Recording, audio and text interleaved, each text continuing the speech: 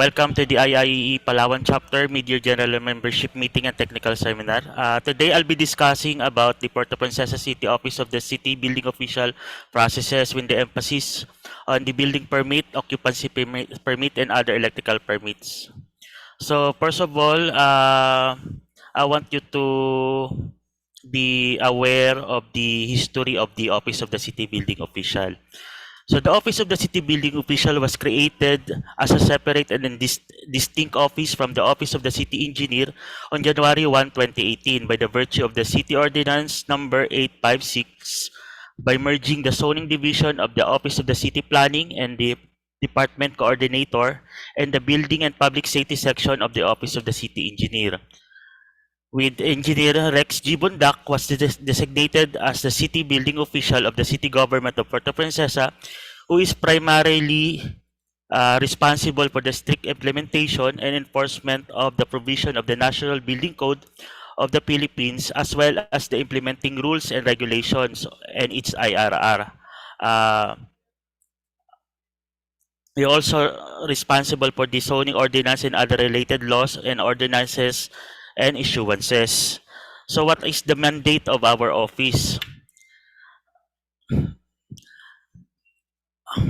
The mandate of our office is we are the responsible for the administration and enforcement of the National Building Code of the Philippines, known as Presidential Decree 1096 and its IRR. We are also the responsible in administration and enforcement of the Philippine Green Building Code, as referred as a referral code of the PD 1096. We are also responsible for the enforcement of the accessibility law, or the BP 344, and other supplementary and related laws, as well as the enforcement of orders and decisions made pursuant thereto. We are also accountable for the district implementation of the City Zoning Ordinance, or the City Ordinance number 560, and other related ordinances, laws, rules, and regulations passed by the Sangguniang Panglungsod and the Housing and Land Use Regulatory Board, or the HLURB. Then, what is the vision of our organization?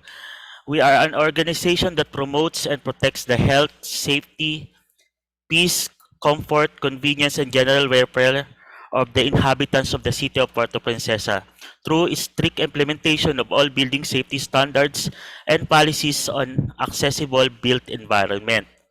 Our mission is to safeguard life, health, property, and public welfare consistent with the principles of sound environmental management and control, and also possesses technical competence to convincingly institute effective, viable, affordable, flexible, and responsible good building practices in our well-informed and participative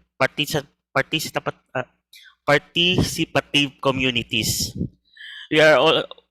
We also want to have a harmonious guide and control and regulate the growth and development of public and private lands in the city of Puerto Princesa in accordance with the comprehensive land use plan and other government governing national policies. So what are the services that the Office of the City Building Official provides? So we have the zoning conformance, whereas pinapakita dito yung mga for compliance ng ating mga setbacks at mga iba't ibang detalye ng ating zoning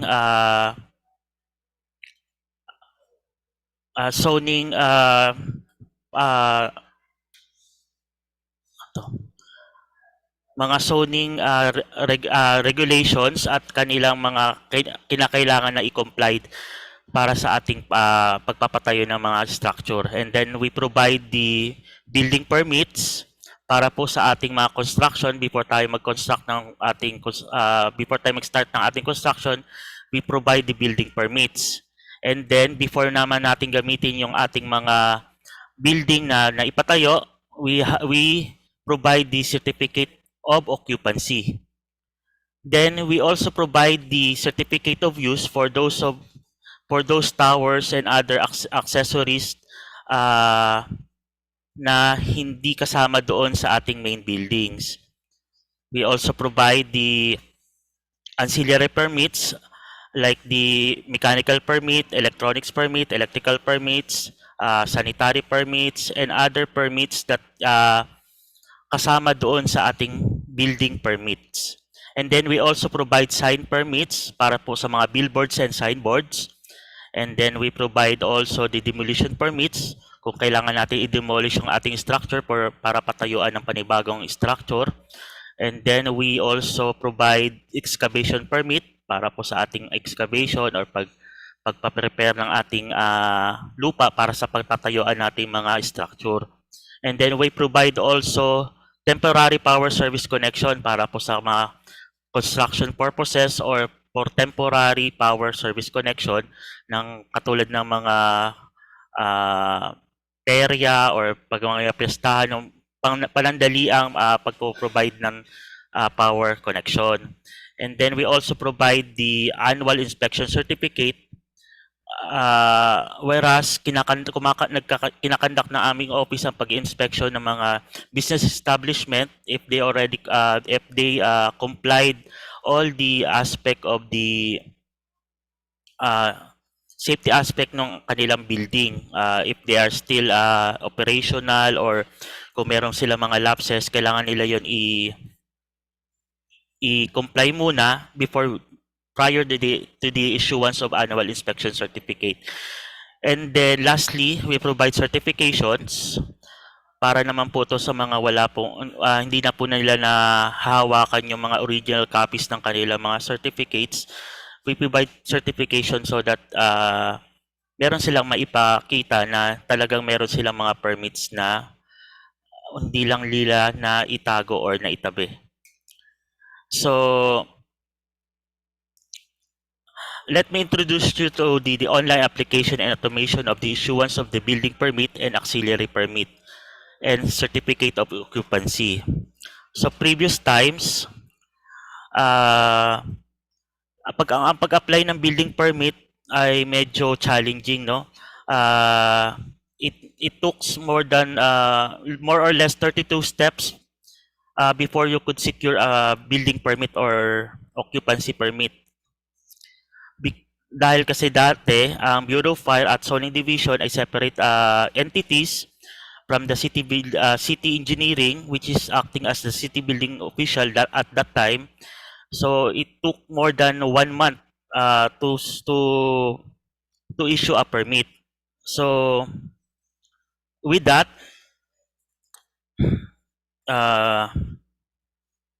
next slide please. With that, with the support of our Honorable Mayor Lucilo R. Byron, and also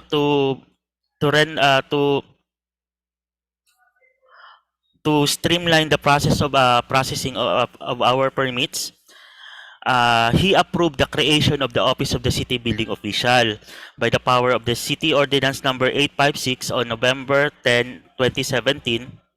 So the merging of the two departments from the Zoning Division Office of the City Planning and Development Coordinator and from the Building and Public Safety section of the City Engineer, nabuo yung ating Office of the City Building Official. So such moves na-strengthen yung implementation ng ating City Zoning Ordinance and the National Building Code of the Philippines. Then in support naman po ng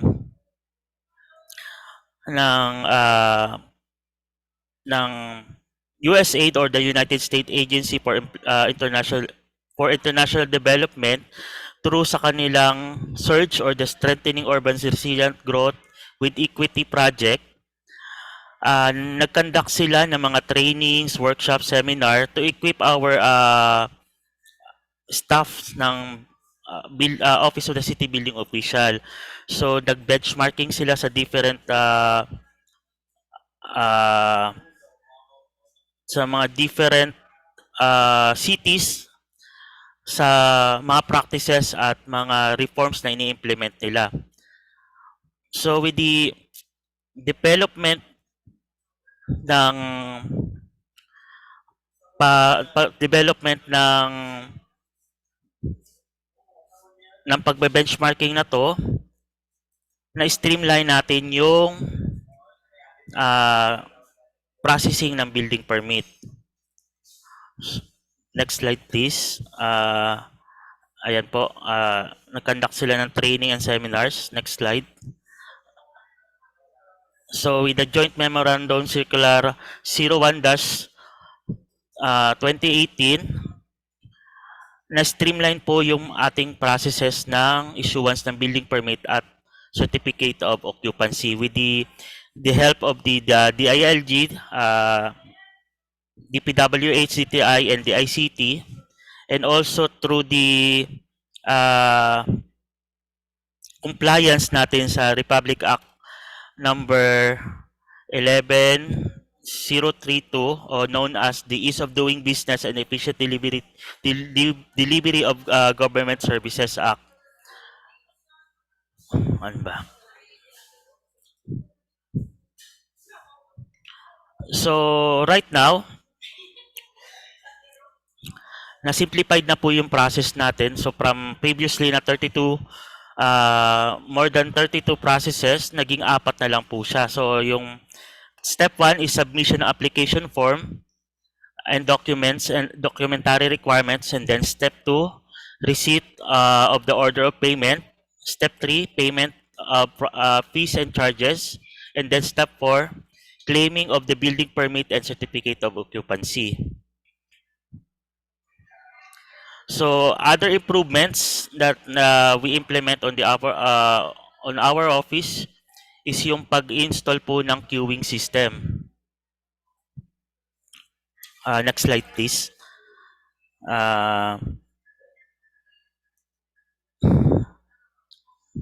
To further reduce ng waiting time para po sa mga transaction and to lessen the contact amongst the clients and maintain order during the submission of building permits, an electronic queuing system was installed at the reception of the office of the city building official. Next slide please. So to further see the improvements and effectiveness of the streamlining of the processes of the building permits and occupancy permit, from the start of the implementation, from April 15 to 2021 to December 31,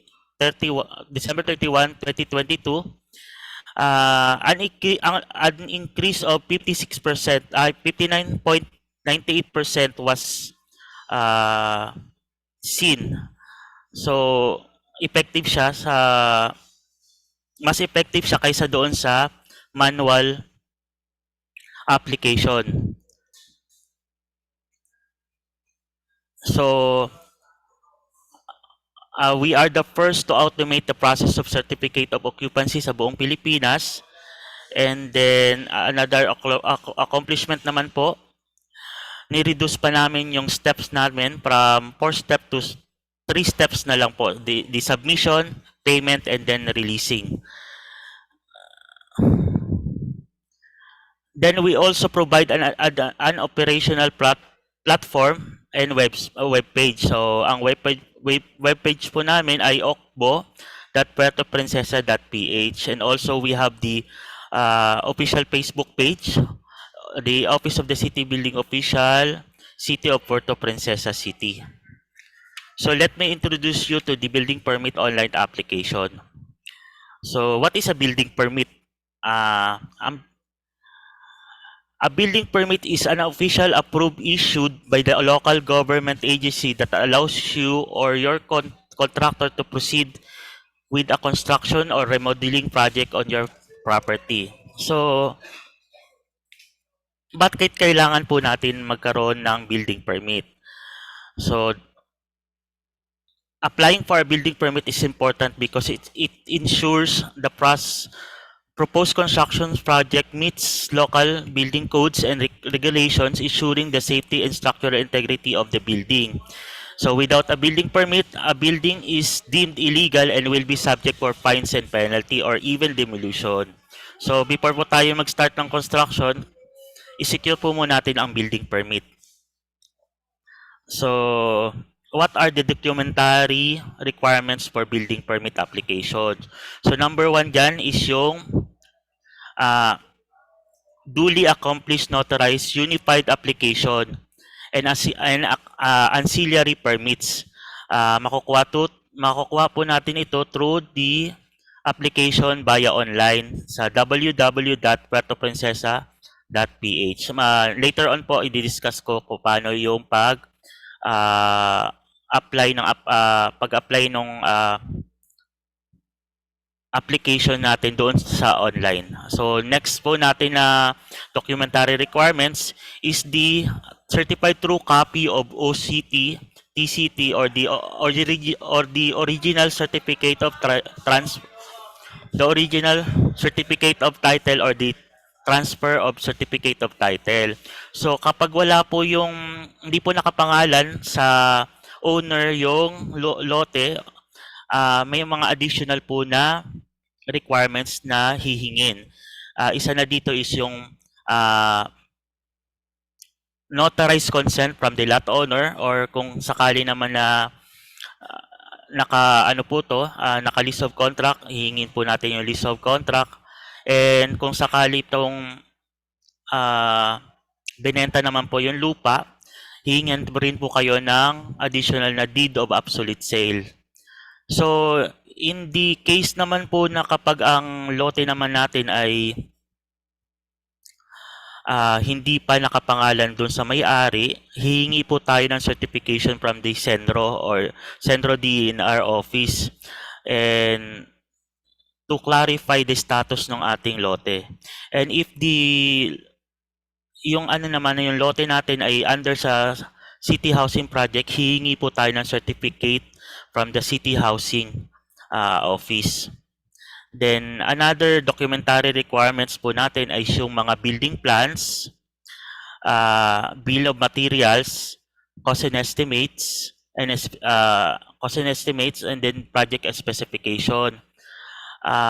Kasama na po na dyan yung mga architectural plans, civil structural plans, sanitary plumbing plans, electrical plans, mechanical plans if applicable po, electrical plans po, and then geodetic documents and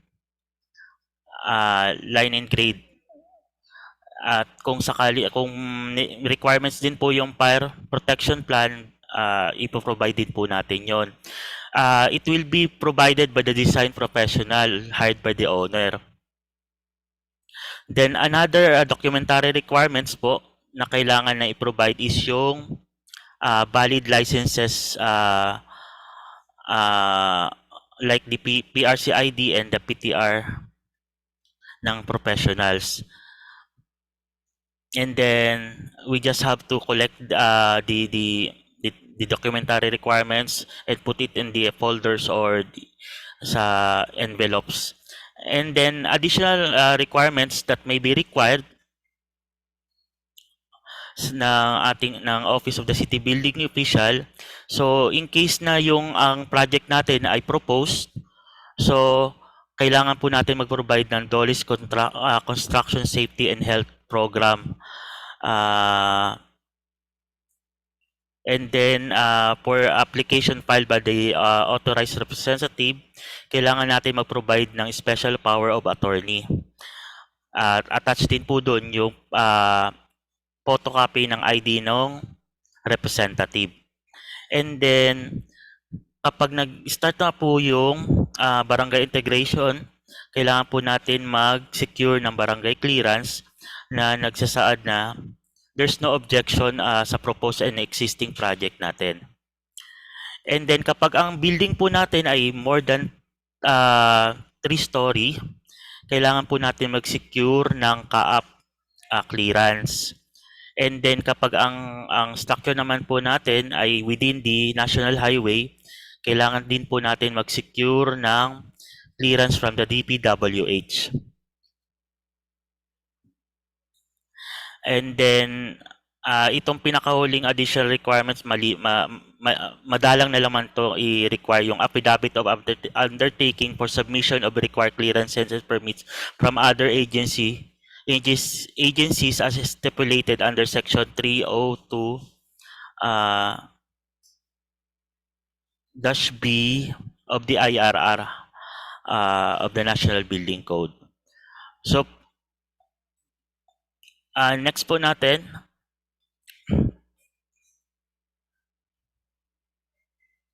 next slide po. So, ito na po yung pag-apply ng building permit po through online po. So, on your website, type in www.puertoprincesa.ph and then press enter. Next slide. Then it will show you the interface of the website of the Puerto Princesa City Government. Just select e-payment services. Next.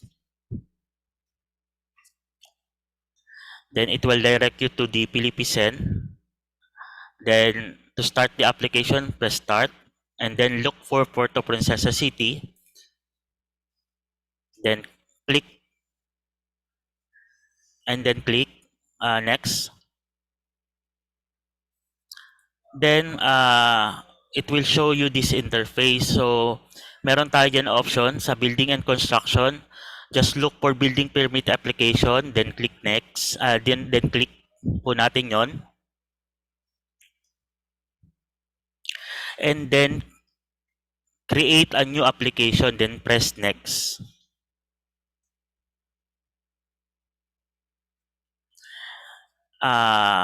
Before po tayo mag-proceed, dapat po nakapag-register po yung ating mga professional doon po sa ating database. And also, kailangan din natin na ma-ensure na yung tax declaration natin ay cleared na po sa ating city assessor. So, click next.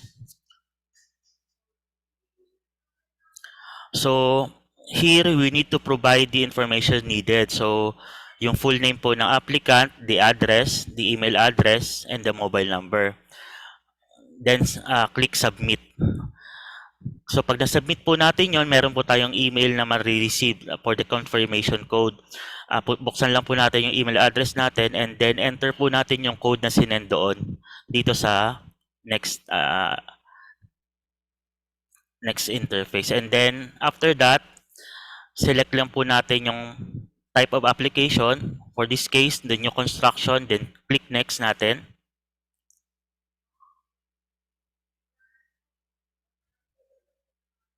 Then provide the information, the project name, then click next.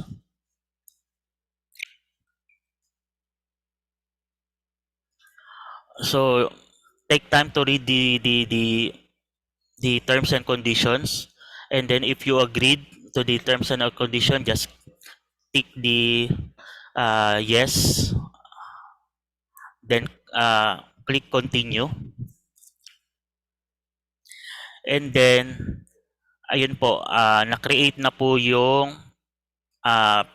building permit application natin. So we just have to take note the tracking number para po kapag tinrack natin yung ating application, ito po yung ating i-entry doon sa search button. So you just need to continue, then provide the information needed. Scroll down lang natin, then next slide. Then if we already put the information needed, just click next. Then here we need to put the lot information. Makukuha po natin yung lot information doon po sa ating tax declaration. So just click next.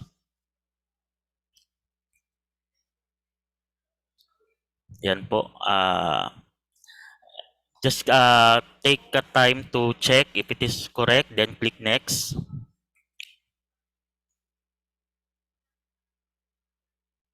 And then fill in the information needed. Check din po natin kung tama rin yung naka-indicate na information doon po sa project location. Then click next if it is already okay. Then we need to select the type of works that we will conduct on the project. So just select original, then click next. And then we need to specify the project supervisor. So dito pwede nating i-search yung name ng supervisor o pwede nating i-input yung PRC ID number nila. So just click the search button. Then kapag na-input na natin yung type yung supervisor ng ating project, just click next. Next slide po. And then on this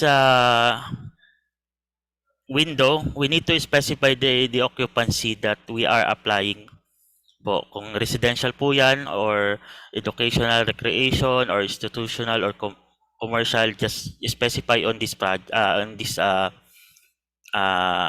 window. So just click next if you already selected the application, and then yung mga applicable po na permits, ancillary permits, i-check lang po natin. So ang mga usual po sa mga building permit, kapag architectural po ang pipirma, kailangan po natin ng architectural permit. Pero kapag civil lang po ang pipirma sa ating project, civil structural permit po ang ating pipiliin. So the usual po dyan is yung civil structural permit, electrical permit, and then plumbing permit. And then kapag meron po tayong mga additional like the electronics permit, mechanical permit, or the sanitary permit, we just have to click the box. So just click next. So after clicking next, ito po pwede na po nating i-edit yung ating mga forms. So sa kabilang side po, sa right side, meron po diyang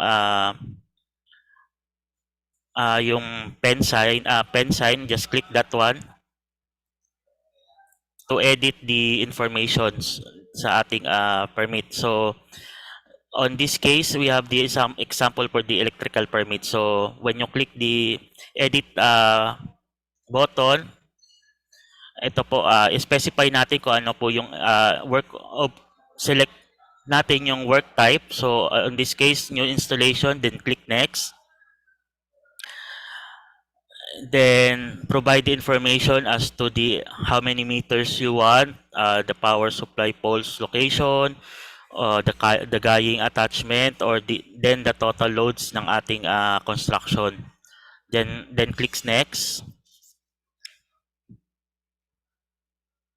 And then fill in the information needed as to the project cost and the estimated cost, then click next. And then we need to provide the design professional for the electrical permit natin. So same din sa process kanina, pwede nating i-search yung names ng professional para sa design professional, and also the same as sa supervisory ng ating construction. So just search for the button, click the search button. Next slide please. Ayan, search lang po natin. Next. Ayan po, next po ulit.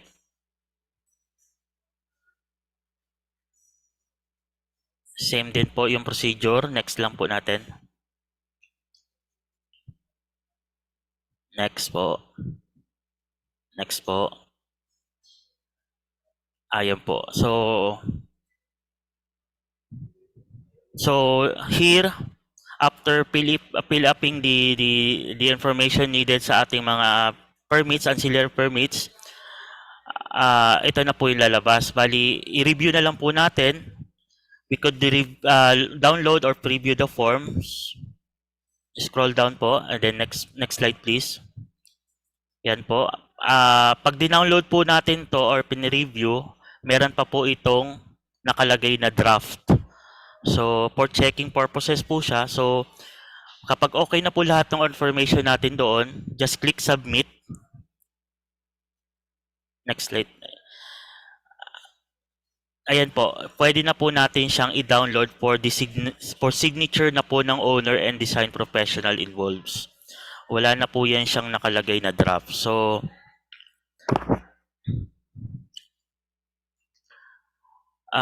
ito po yung sample ng permit na mada-download natin. So, sinample ko lang po yung sa ating electrical permit.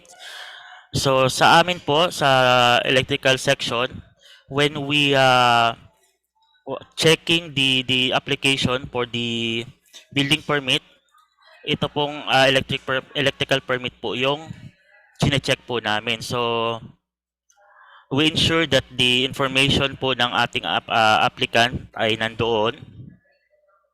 Click po, pa-next po. Details of the applicants and then the signatory po ng ating design professional. And then the name and signature of the license of the electrical practitioner who will be in charge of the electrical works. So we ensure also that the building owner name and signature was attached, and also the lot owner name and signature was also visible. So next slide please. So ito po yung example ng ating approved electrical permit. Next slide. So what is an electrical plan? So it is all known as an electrical drawing. It's a rough layout of what your construction electrical system will look like when it is finished. It is a visual representation of where all your construction's electrical points will be located, and it describes the circuits, the number of switches, locations of outlets, panel board, service entrance, and all other electrical related details of your construction. So it also shows the position of lighting fixtures and other electrical appliances on the plan. Different symbols are used to show which materials will be used as each point. So ito po yung electrical plan kapag ini-evaluate po namin sa electrical section.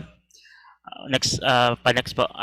Bali dapat po nandun po yung location and site plan po niya, naka po sa ating plano, and then the legends or symbols, the general notes and specifications, and then the lighting and power layout, then schedule of loads, transformer or generating UPS unit,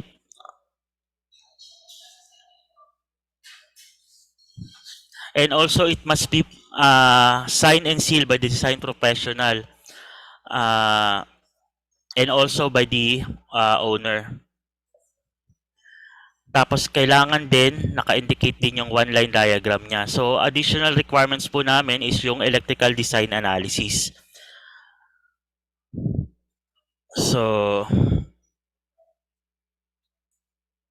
sa design analysis naman po, nire-require po namin yung design analysis kapag ang main breaker po natin ay 70 amperes and up. And also kapag ang panel board natin is more than 1 po. So the composition of the design analysis is standard naman po yan. So nandiyan po yung elimination, design computation, and tabulated lighting levels in lux critical area in institutional, industrial, recreational, and commercial building.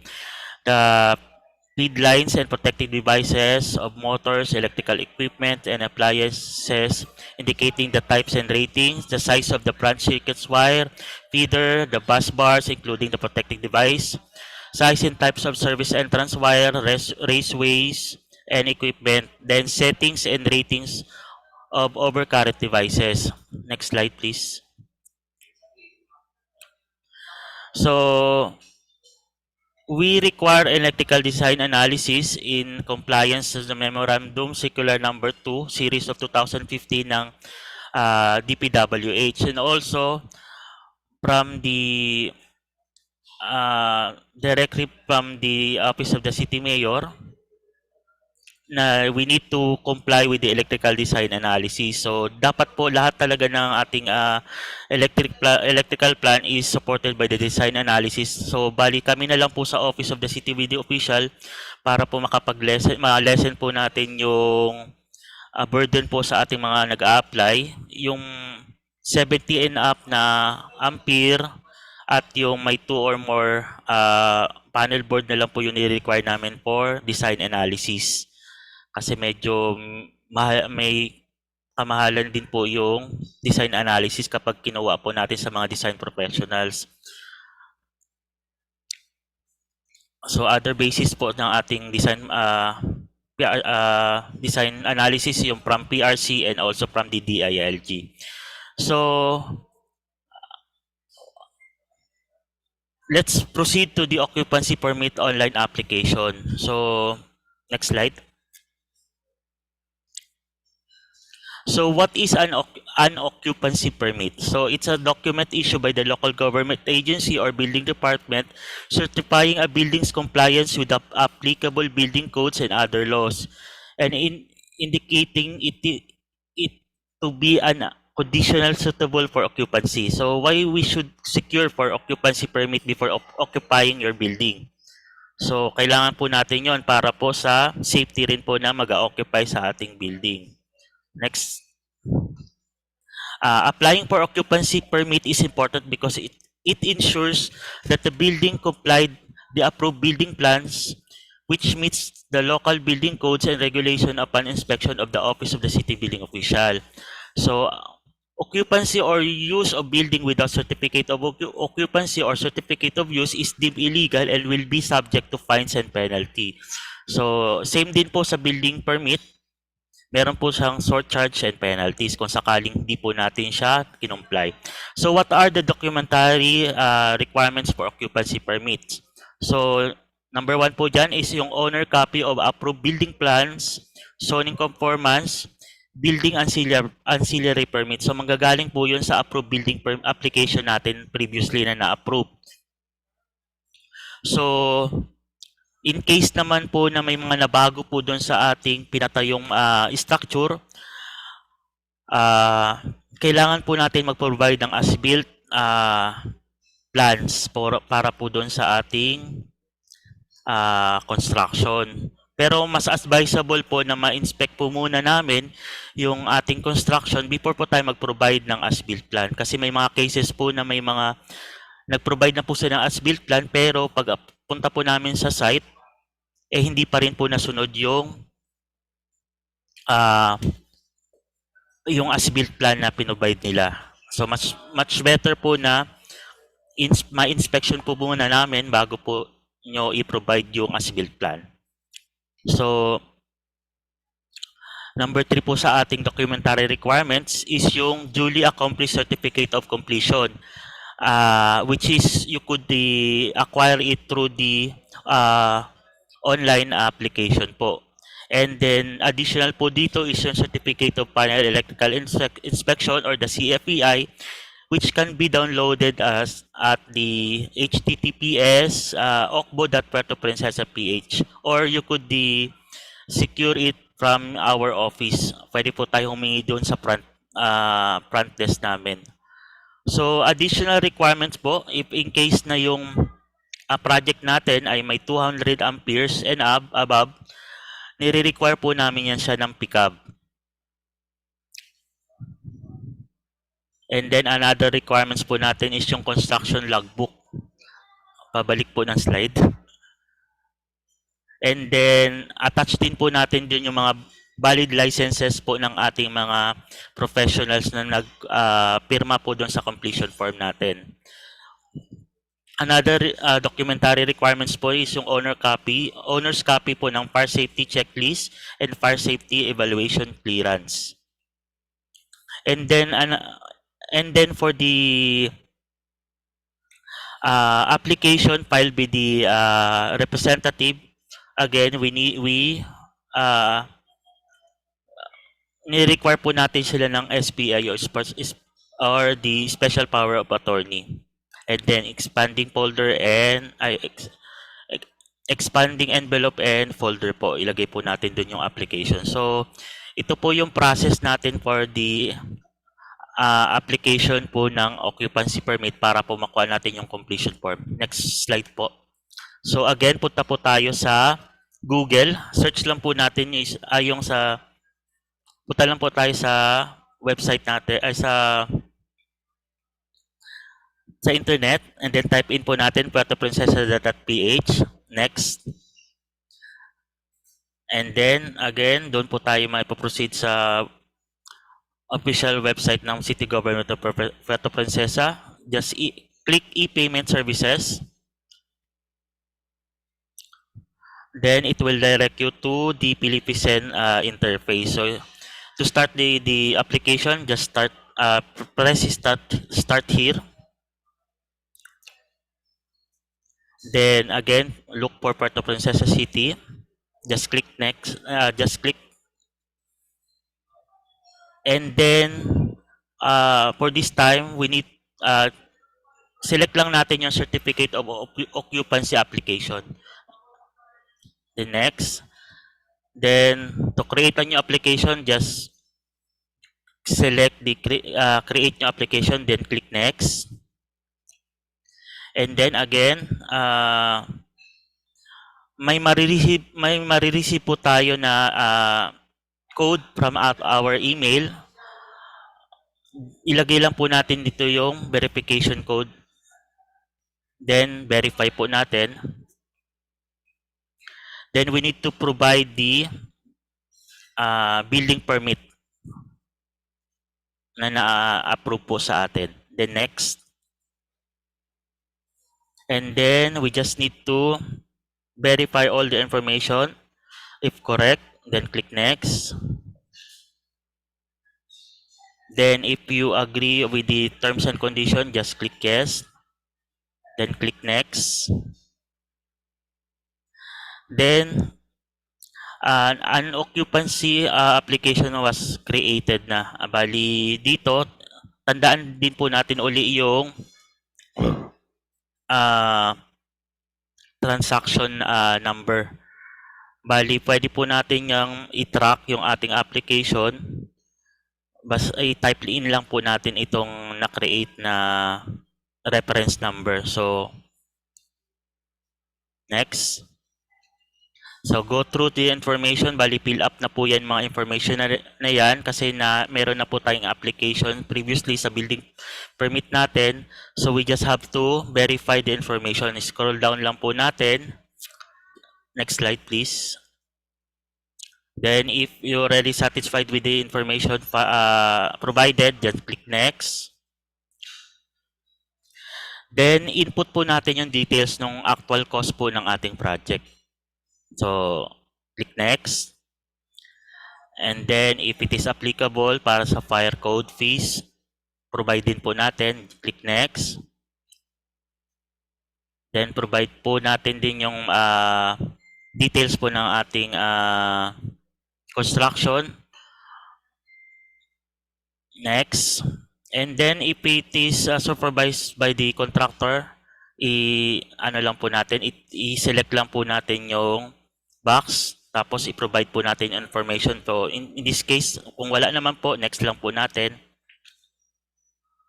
So, here, yung mga design professionals po natin, kung sila pa rin po yung pumirma, input lang po natin. Kung sila pa rin po yung nag-supervise ng project or sila pa rin po yung nakapirma doon sa ating pipirma sa ating completion form, input lang po natin yung kanilang mga names dito by searching on the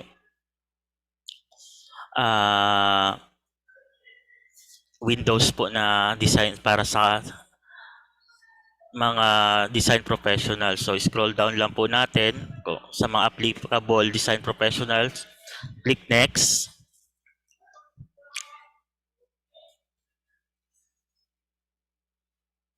Ayan po.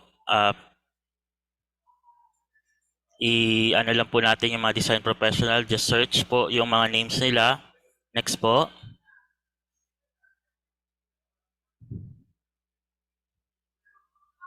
So, ayan na po. After pressing the submit button, you could now download and print the forms for signature of the owner and the design professional involved. Next po. Bali, ito po yung sample output niya ng unified application form natin ng Certificate of Occupancy. So, kailangan po mapirmahan po ito ng mga design professional na mga nilagay po natin doon sa ating application, and then the certificate of completion must be notarized before submission. Next po. So, ito nga po yung ating electrical Certificate of Final Electrical Inspection Completion Form. Mada-download po natin yan sa https://ocbo.puertoprincesa.ph, or you could ask for the forms sa ating Office of the City Building Official sa lower ground ng ng new building City Hall. So the certificate of final inspection must be filled up by the design professional po, and also it should be signed by the building owner and the lot owner and the person in charge of the electrical installation. So dito sa person in charge of electrical installation, pwede po dito pumirma ang REE and RME, hindi lang po yung PEE. As long as sila po yung nagpirma doon sa ating completion form. So other requirements po na ini-require namin sa occupancy. Additional requirements will be required depending upon technical evaluation and outcome of the site inspection. So ito po yung mga common na nire-require namin kapag natapos na po yung inspection. So as-built electrical plan po, if upon inspection it was found out that the installation was not in accordance with the approved electrical plan. And then pick up for occupancy if the main distribution panel capacity of the electrical system is 200 amperes and above. And then if as-built electrical plan was required, an electrical design analysis must be submitted if the circuit main breaker of the electrical system is above 70 amperes or it has 2 or more panel boards. Next slide.